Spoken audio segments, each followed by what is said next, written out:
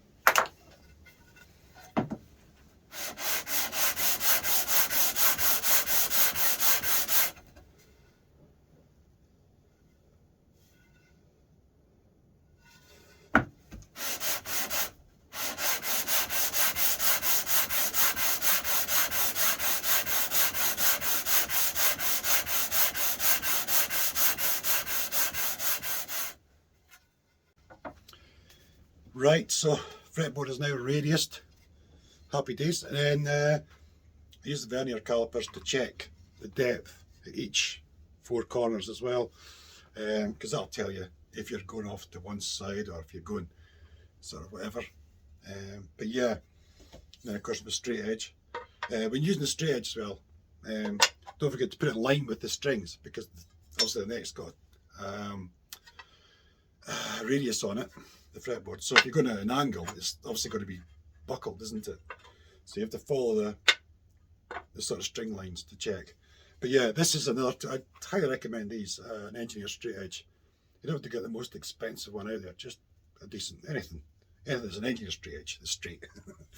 Yeah, between this and this radius block, life's a lot easier, I can't deny it. That's taken me about 20 minutes to do the radius on this, and it won't take a lot to go further. That's a 16 just now.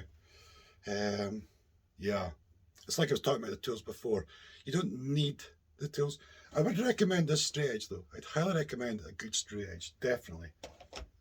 Because even if you're using like a normal block and doing the radius thing, you can still check how straight you've gone, you know. That last guitar I made, that carve top, is one of the best fretboards I've done so far, really, I would say. Overall, like I didn't need to do as much leveling on the frets and things to compensate for mistakes and things. It's just really, really good.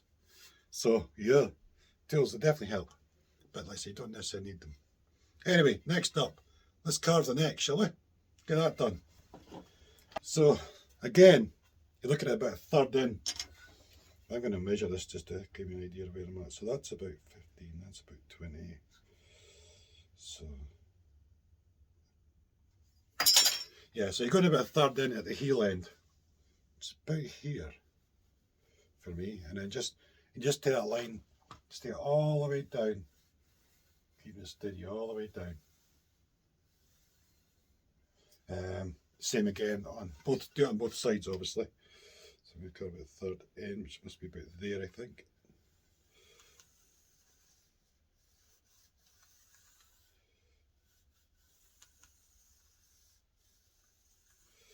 And then on the sides, you're going in about the thickness of the fretboard, which is probably about there-ish. Going all the way down. And do that on both sides as well.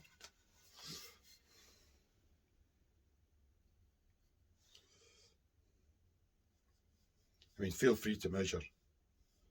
You know, by all means, it's not a problem. So that's my lines done. That's the one along the side, lines along the back, and line along the other side. So what Mark will do as well is he'll work to this line. You know, he won't go to, he'll tilt his file and he'll work to this line, and then he'll work to this line. And then once he's done that, he can see both lines and he'll just take the hump out the middle, which is quite good. Because obviously, like when you're looking, you know, you can't see both lines. You can see the line on the top, but you can't see the one on the side at the same time. So that's one of his techniques.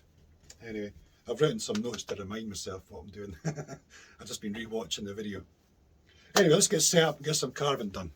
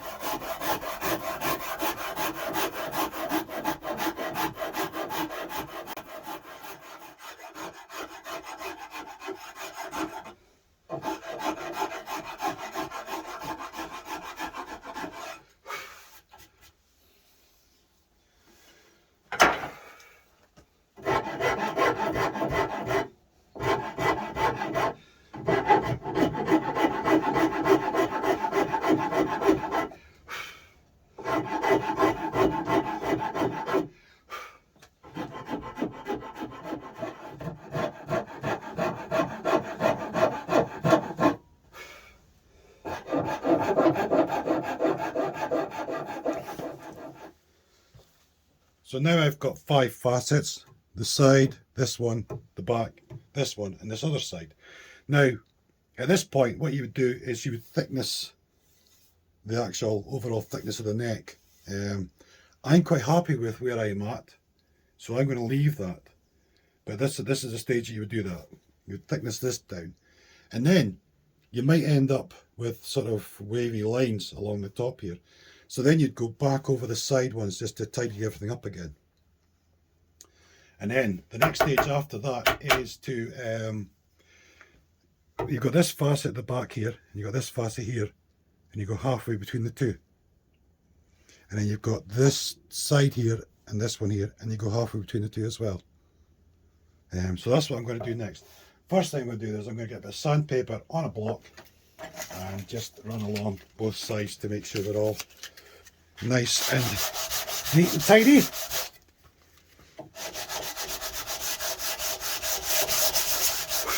Yeah, spend as much time as you need doing this. You don't have to do this, there's no race on this. If you need more time to do it, take more time. It's no big deal. Just be sure of exactly what you're doing before you do it, and you should get on fine.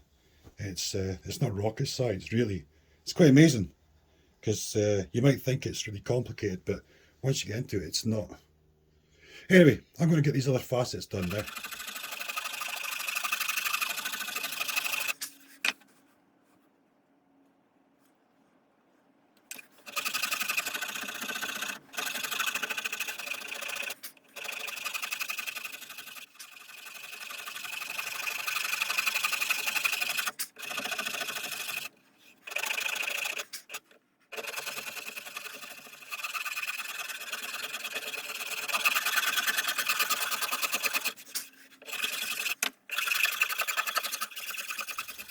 So that's well, it's basically a neck now.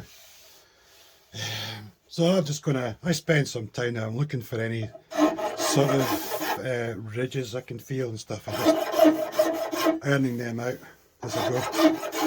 And then at some point I'm going to take a steel rule and check my carving all around. So you can see it's kind of high at the end still, but I haven't finished doing the volute and stuff. But yeah, now it's just tweaking, really, just tweaking it all. But I think I'll get on with the volutes now. I'll get on with this volute first and go from there.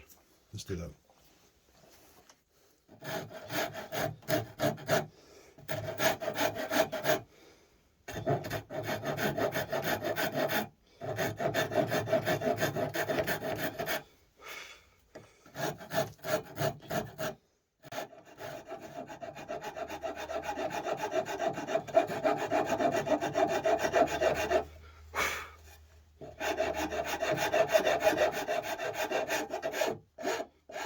I'm just tying this curve into the rest of the neck curve.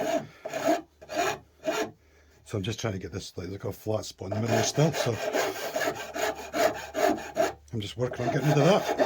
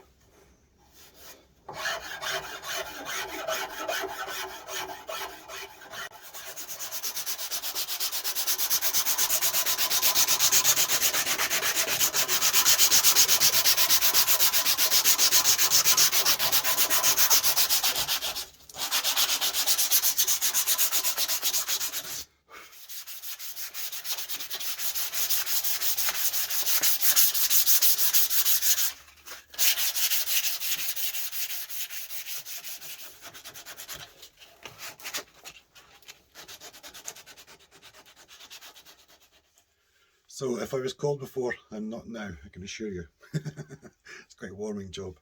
But yes, to all intents and purposes, we have a neck. And I've looked, everything needs tweaked really. Got a slight rise here, and it's got a slight rise at this end as well, so I'm going to take them out, just level things off on that, which is fine, it's no big deal. But yes, overall, very happy days. You can see that flat spot there as well. I've got more to do on this end. I'm not going to do too much because I want to try and make it comfortable with the body as well, so I'll probably do a bit of work once it's actually glued in. So I just want to get this sort of rough at this end just now. But this end I can work on, no bother at all. This end is ready to be worked on.